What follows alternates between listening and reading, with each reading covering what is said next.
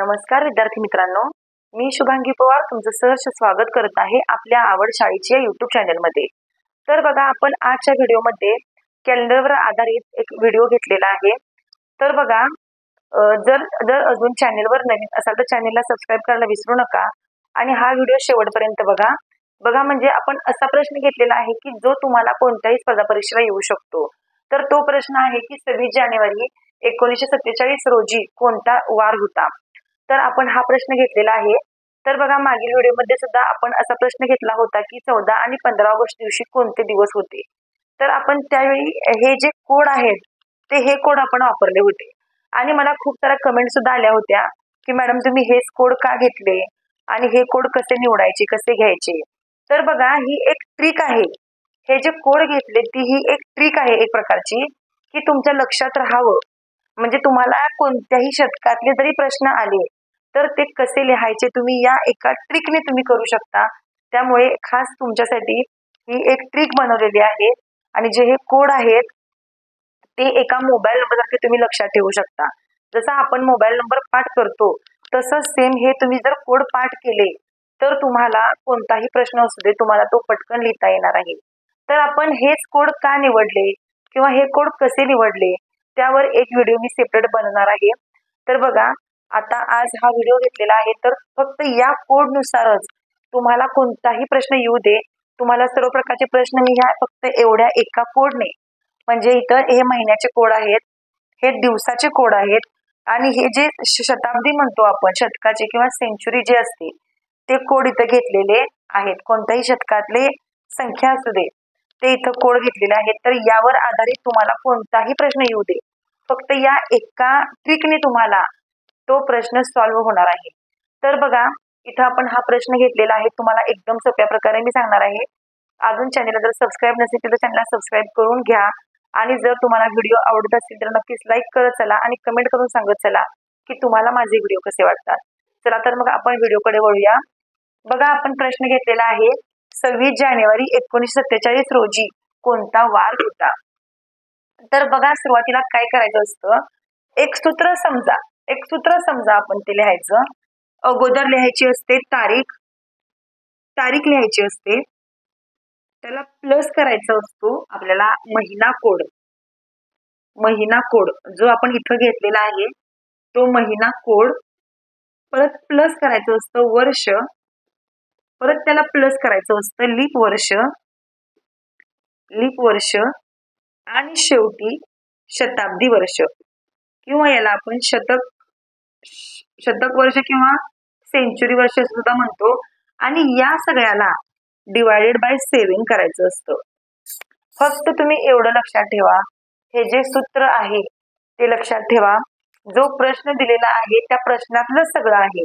अगोदर तारीख घ्यायची असते, प्लस महिन्याचा कोड घ्यायचा असतो, प्लस हे वर्ष जे दिलेलं आहे ते वर्ष घ्यायचं असतं, प्लस त्या वर्षामध्ये किती लीप वर्ष आले ते लीप वर्ष आपण काढावी लागतात, प्लस शताब्दी वर्ष म्हणजे हे जे दिलेलं आहे 1900 त्याचा आपल्याला कोड इथं लिहावा लागतो। तर फक्त तुम्ही एवढं सूत्र पाठ केलं तर तुम्हाला त्याप्रमाणे सर्व काही येणार आहे। आणि जे हे कोड तुम्हाला दिलेले आहे तुम्ही आता स्क्रीनशॉट मारून घेऊ शकता आणि एका मोबाईल नंबर सारखे तुम्ही फक्त हे कोड पाठ करा। हे बघा, हे जानेवारी, फेब्रुवारी, मार्च, एप्रिल, मे, जून, जुलै, ऑगस्ट, सप्टेंबर, ऑक्टोबर, नोव्हेंबर आणि डिसेंबर। मग यामध्ये जानेवारीचा कोड 0 आहे, फेब्रुवारीचा 3 आहे, मार्चचा 3 आहे, एप्रिलचा 6 आहे, मेचा 1 आहे, जूनचा 4 आहे, जुलैचा 6 आहे, ऑगस्टचा 2 आहे, सप्टेंबरचा 5 आहे, ऑक्टोबरचा 0 आहे, नोव्हेंबरचा 3 आहे आणि डिसेंबरचा 5 आहे। तर तुम्ही याला फोन नंबर सारखं फक्त पाठ करू शकता, 0336 146 200 250 किंवा 35। शेवटी तुम्हाला जसं पाठ होईल तसं तुम्ही ती संख्या लक्षात ठेवून तुम्ही पाठ करू शकता। इथं आपण दिवसाचे कोड घेतलेले आहेत, Sunday, Monday, Tuesday, Wednesday, Thursday, Friday आणि सॅटरडे। इथं काय फक्त आपण संडेला 0 घेतलेला आहे आणि मंडे पासून फक्त 1 ते 6 पर्यंत आपण अंक घेतलेले आहेत। आणि हे आहे सेंचुरी कोड, शताब्दी कोड किंवा या सगळ्याला आपण जे शतकातले प्रश्न येतात ते आपण घेतलेले आहे 1600 मधले किंवा 1600 पासून 1699 पर्यंत जर प्रश्न आले तर त्याचा कोड 0 असतो किंवा 1700 ते 1799 पर्यंतचे प्रश्न आले तर त्याचा कोड 4 असतो. 1800 ते 1899 पर्यंतचे प्रश्न आले तर त्याचा कोड 2 असतो. 1900 ते 1999 पर्यंतचे प्रश्न आले तर त्याला 0 कोड असतो. आणि 2000 पासून 2099 पर्यंत बघा आता 2025 चालू आहे, 2099 पर्यंत कोणतेही प्रश्न येऊ देत त्याला आपण 6 हा कोड वापरायचा आहे. फक्त लक्षात ठेवायचं 1600 0, 1700 4, 1800 2, 1900 0, 2006. फक्त हे कोड लक्षात ठेवा, मग तुम्हाला कोणताही प्रश्न असतो तुम्ही ते पटकन सॉल्व्ह करू शकाल. बघा आता इथं तारीख दिलेली आहे. तारीख किती आहे प्रश्नामध्ये 26 लिहायची, त्याला प्लस करायचं महिना कोड. जानेवारीचा महिना आहे आणि जानेवारीचा कोड कोणता आहे तर 0, तो 0 इथे लिहायचा. प्लस वर्ष कोणतं आहे 1947 आहे. 1900 हे काय आहे 1900 शताब्दी वर्ष आहे. शताब्दी वर्ष म्हणजे त्याला नंतर त्याचा कोड आपण 1900चा घ्यायचा आहे. पण वर्ष कोणतं चालू आहे 47 चालू आहे तर ते 47 इथं आपण लिहायचं. ओके. प्लस लीप वर्ष आता कसं काढायचं असतं तर हाही मला कमेंट आली होती मागील व्हिडिओमध्ये की मॅडम लीप वर्ष काढताना आणि ते आपण जेव्हा सर्वांची टोटल मारतो त्याला डिवाइड बाय 7 करतो तर ते 7च का घ्यायचं आणि लीप वर्षाला 4च का घ्यायचं. तर बघा जेव्हा आपण शतकातले आपल्याला लीप वर्ष काढायचे असतात म्हणजे हे 1600 1700चे तर त्याला आपल्याला 400 ने डिवाइड करावं लागतं. आणि जर तुम्हाला या 2 अंकी संख्यांची लीप वर्ष काढायची असतील तर त्याला 4 ने डिवाइड करायचं असतं.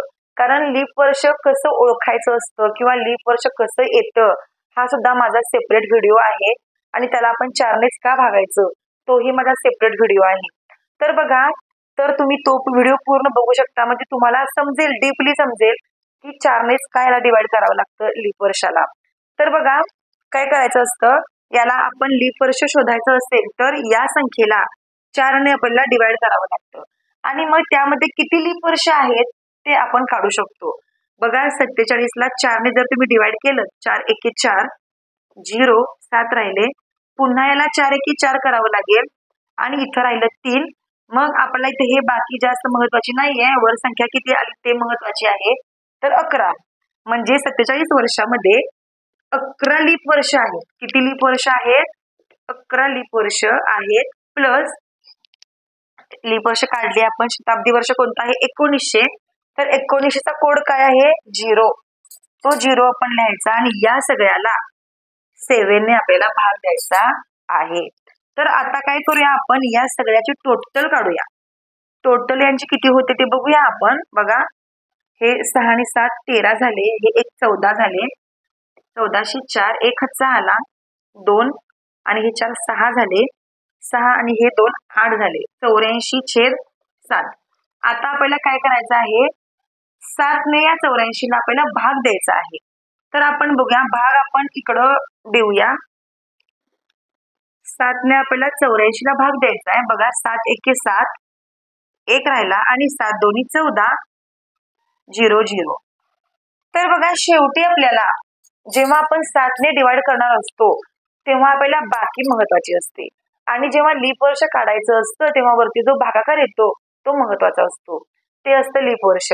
आणि जेव्हा आपण शेवटी 7 ने भाग घालवणार असतो तेव्हा आपल्याला जी बाकी उरते ती महत्वाची असते. आता यामध्ये बाकी 0 उरली, मग 0 हा कोड कशाचा आहे 0 हा कोड कोणत्या दिवसाचा आहे आपल्याला वार शोधायचा आहे ना. मग शेवटला जेव्हा उत्तर 0 येतं तेव्हा आपल्याला या दिवसाचा कोड शोधावा लागेल. मग 0 कुठे आहे तर 0 संडे दिवशी आहे म्हणजेच रविवार. उत्तर काय येणार आहे आपलं रविवार. हे आपलं उत्तर आलेलं आहे. बघा जर तुम्हाला समजलं तर तुम्हाला याचे आन्सर तुम्ही पटकन काढू शकाल. फक्त तुम्हाला हे कोड लक्षात ठेवायचे आणि फक्त तुम्हाला हे सूत्र लक्षात ठेवा. अगोदर आपल्याला काय काय घ्यायचंय, अगोदर आपण तारीख घेतली, क्रमाने घ्यायचंय. तारीख प्रश्नात बघायचं, तारीख महिना, त्यानंतर वर्ष कोड आपल्याला घ्यावं लागेल त्यानंतर लीप वर्ष आणि शेवटी आपल्याला ही सेंचुरी घ्यावी लागते आणि मग त्याला आपल्याला 7ने भागावं लागतं.